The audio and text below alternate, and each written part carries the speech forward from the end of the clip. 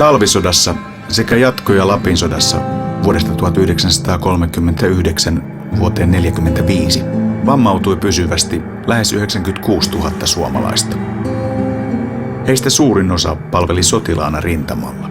Useimmat heistä olivat nuoria aikuisia. Bertil kokeili keilaamista Rettingin keilaklubilla jo vuonna 1957. Siitä lähtien Bertil on ollut tuttu näky keilaradalla ihan joka viikko. Bertilillä on ampumahaava vasemmassa ranteessa. Bertil haavoittui jatkosodassa vain 19-vuotiaana. Sä heitit keskiikko minun hyviä. Nyt ollaan rautaisessa seurassa. Huomenna alkavat joukkueiden väliset pudotuspelit. 88-vuotiaan Bertilin pelikaverina on Sven.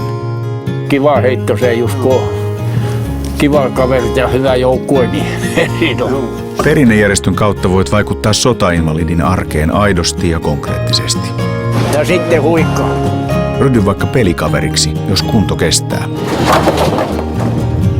93-vuotias Otto kävi kuvauksia edeltävänä päivänä ajamassa Ikean liikenneympyrän liittymästä 5 kertaa, jotta kuvauspäivänä kaikki sujuisi mallikkaasti.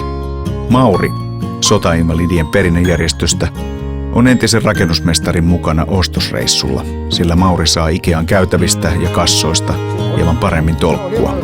Nyt varovasti. No hyvä. Otto haluaa löytää pojanpojalleen Akselille lahjaksi pöytälampun tämän ensimmäiseen opiskelija-asuntoon. Maks 15 wattia, se on aika himmeä. Mutta ei se mikään kaunis ei ole. Ei ole. Mihin me nyt mennään? Tonne vaan. Otto taisteli koko sodan eturintamalla.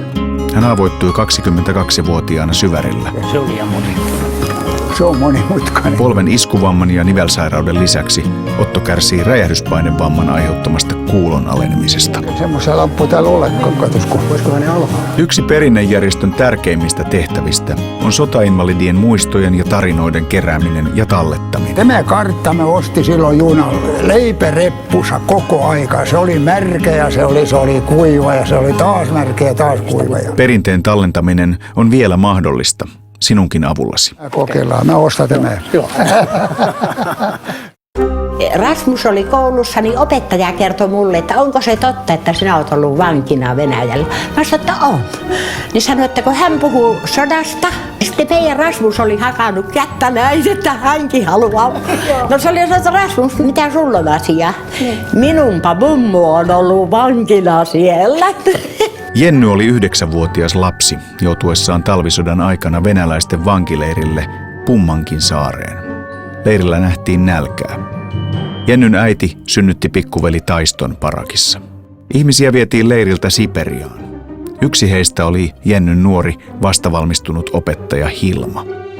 Jennyn historiallisesti merkittävät muistot sotavuosilta päätyvät Sinikan avulla talteen.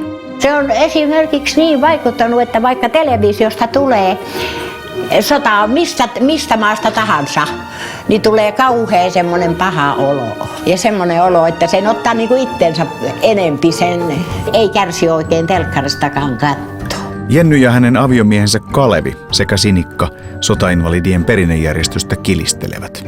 Mennään nyt juomaan. On Jennyn 82. vappu. Perinnejärjestön kautta syntynyt ystävyys antaa iloa. Nostetaan yhdessä malja elämälle ja elämän kokemukselle. Tule sinäkin mukaan. No niin, kippis.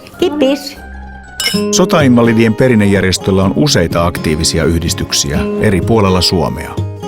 Konserteissa ja tapahtumissa kuulumiset vaihtuvat ja kahvipannut porisevat. Perinnejärjestö auttaa myös kaikkein heikoimmassa asemassa olevia sotainvalideja.